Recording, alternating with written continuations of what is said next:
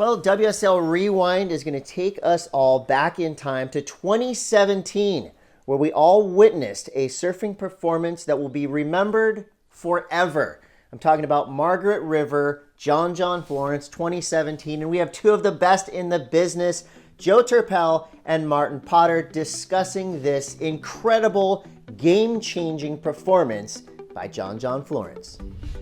Great to see you, Potts. Miss you, buddy. 2017, there was one event that was unbelievable for one man in particular, a guy named John Florence. You know, and let's talk about Margaret River a little bit. I mean, for me, it's a marriage made in heaven. I mean, I don't think I've ever seen anyone really revel in those kind of conditions like John did. You know, you're looking at a fickle break or main break at Margaret River. The backup spots for me are the premier waves in the world, North Point and the box. And, you know, when you look at John's skill set, I mean, it basically fits hand in hand with all of those spots. The thing that really put the cherry on the top for me was those front hand calves, Joe. Those were unbelievable. And you're talking about the other venues, and those were sort of taking everybody's attention in the years past, from North Point to the box. The turning point for John was, yes, he loves the box, he loves North Point, but he loves main break just as much. For me, there was a change in John that year. You know, it looked like he got a little bit bigger.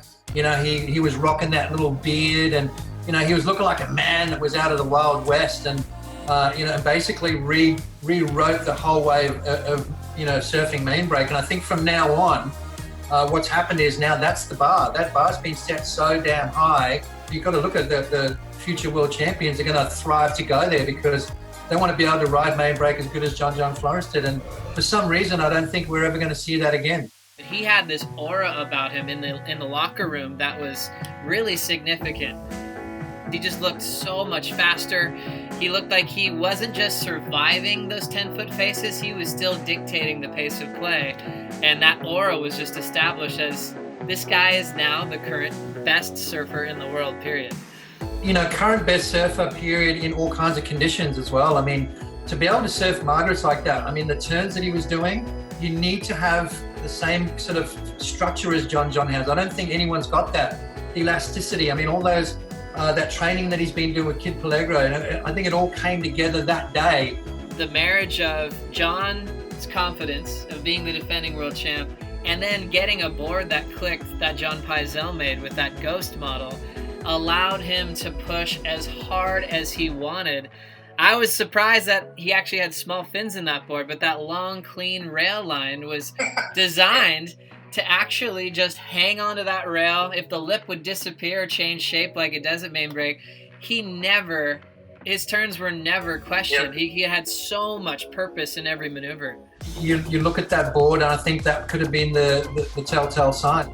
That board found its perfect condition. John was performing at his utmost highest, and mentally, physically, everything came together for him. And through that entire event, we just saw something that rewrote the history books on professional surfing. And honestly, I honestly believe I don't think we're ever going to see a performance like that at main break ever again. It's basically going to be our little benchmark in history of a power lesson in surfing, variety, flow, and that ultimate freedom that you definitely picked out that year.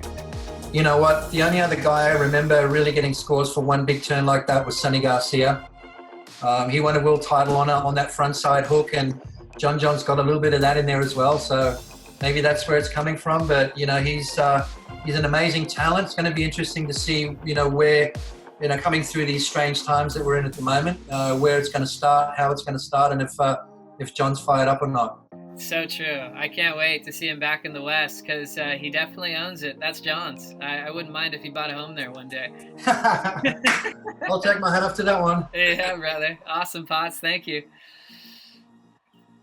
Yeah, Joe. Do you like that?